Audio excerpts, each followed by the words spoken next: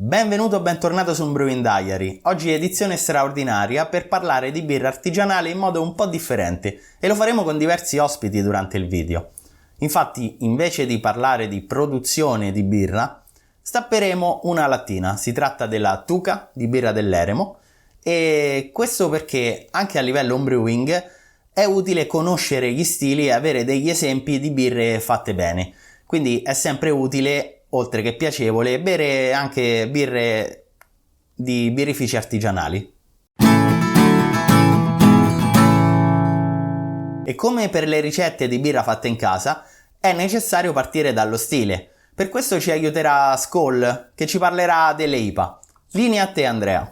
Allora, il mondo delle IPA sì, è un mondo relativamente recente, soprattutto quello delle American IPA, quelle che siamo abituati a bere oggi, ma nonostante appunto piuttosto recente, negli ultimi anni si è espanso in tantissimi sottostili. Dalla seconda metà degli anni 80 ad oggi l'evoluzione di queste birre lupolate è stata notevole, appunto a partire dal fatto che stiamo parlando di IPA all'americana, quindi American IPA, quindi lupolate con varietà americane di luppolo, in grado di donare sentori tipicamente fruttati, frutta tipo agrumi, frutta tropicale, anche note resinose, a differenza appunto delle English IPA che sono un po' le nonne delle IPA più moderne. Ma tornando agli anni 80, la Beer Craft Revolution americana, movimento che ha fatto appunto rifiorire, esplodere e espandere questo stile che negli anni si è appunto differenziato anche in due filoni geograficamente e stilisticamente differenti, ossia le West Coast IPA e le IPA invece della costa est. Le prime, quelle appunto della costa ovest, più secche, più amare, a volte anche un po' più scure come colore, ma sempre molto molto limpide, mentre le seconde, quelle appunto della East Coast, hanno via via preso una tendenza sempre più juicy e sempre più easy. Queste due parole che lascio volutamente in lingua originale proprio per sottolineare la paternità statunitense dello stile, appunto questi due termini, juicy e easy, indicano proprio la tendenza di queste IPA moderne a essere sicuramente meno aggressive sull'amaro, ma sempre molto spinte comunque su queste note luppolate, però appunto più delicate, quindi molto juicy, molto succose, anche proprio all'aroma da succo di frutta, e più velate, meno limpide rispetto a quelle della costa ovest, quindi appunto più hazy. Le NEIPA, ossia le New England IPA, fanno proprio parte di questa più moderna corrente della East Coast. Il New England si trova proprio nella zona est degli Stati Uniti, e ci aspettiamo quindi una birra con una bella esplosione di luppolo al naso, sempre con i classici descrittori da luppoli americani o eventualmente luppoli oceanici, e una birra di colore chiaro, ma comunque velata, qui può essere da leggermente velata, molto velata, direi quasi torbida, e un amaro comunque importante, ma mai aggressivo. Grazie, e ora che conosciamo lo stile, possiamo finalmente stappare la lattina. Ma visto che non sono un drago nelle degustazioni, mi farò aiutare dai Crazy Onion. Ma certo, Lucio, che ti aiutiamo noi. Beh, più che essere draghi, siamo delle lucertole siciliane. Di ciucettole, va! Allora, andiamo ad assaggiare questa Neipa. Andiamo. Bella la copertina pure. La copertina? Sì, Bella. La come si chiama? È molto carina. L'etichetta. La copertina, senti a me. L'etichetta, la copertina, era in GD. Allora, molto velata. Molto succo. Molto succhino, veramente, molto succhino, molto velata. Dorata, no? Arancio, dorata. Schiuma bianca a bolle Schiuma fini. bianca ma quasi inesistente, eh?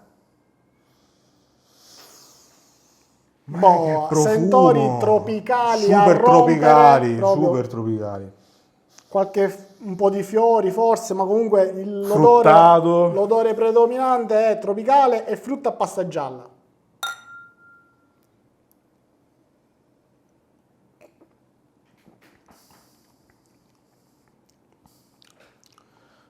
Bella marostica. Amarostica, carbonazione lieve, molto, molto fine. E al gusto si ripropongono questi sentori tropicali con ananas, frutta matura, frutta a pasta gialla. frutta a pasta gialla, e l'amaro è proprio, è amara ma non troppo. Sì, è equilibrato. E anche il corpo è un corpo è morbido e medio, sì, comunque, un sta, corpo morbido e medio. Che altro dire? Cheers! Provatela. Cheers a voi ragazzi! Ogni lattina ha una storia a sé stante che viene raccontata nel bicchiere.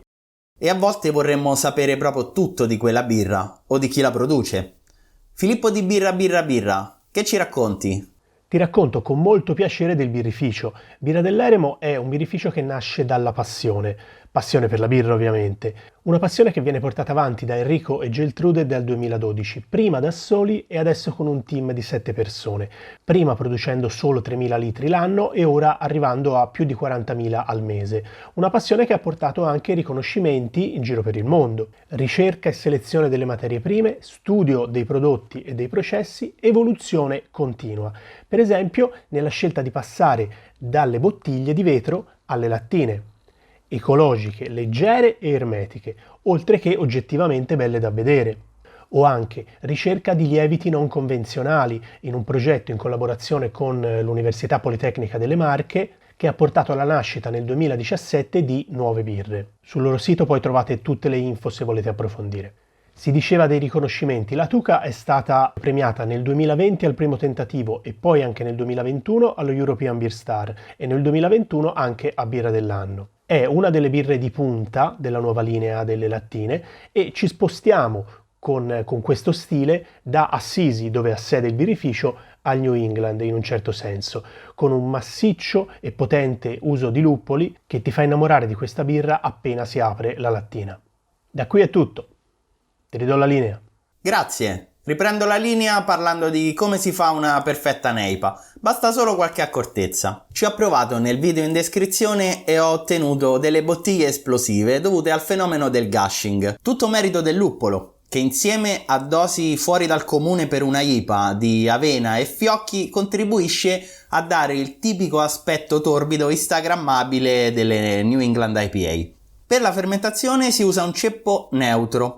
Ultimamente si usa il ceppo del Vermont, che poi si pensa sia quello originale e che è molto diffuso. Ed è proprio durante la fermentazione che il luppolo in varietà pacifiche o americane ha il suo momento di gloria. Infatti il dry hopping si può effettuare in 2 fasi, una durante la tumultuosa e una alla fine della fermentazione. In questo modo il luppolo viene biotrasformato dal lievito e escono fuori i tipici sentori molto fruttati di questo stile. Una nota di attenzione è quella sull'ossidazione, infatti questo stile, essendo caratterizzato dal luppolo, è molto soggetto ad essere ossidato molto velocemente. E quindi ringrazio Skol, i Crazy Onion e Birra per aver partecipato con me a questo video e vi consiglio i loro canali in cui è uscito uno speciale che tratta di una birra in uno stile particolare caratterizzato da uno dei 4 ingredienti della birra: malto, luppolo, acqua e lievito. A me non resta che salutare, ricordarvi di iscrivervi a questo e agli altri canali se non l'avete ancora fatto, lasciare like se il video vi è piaciuto e alla prossima!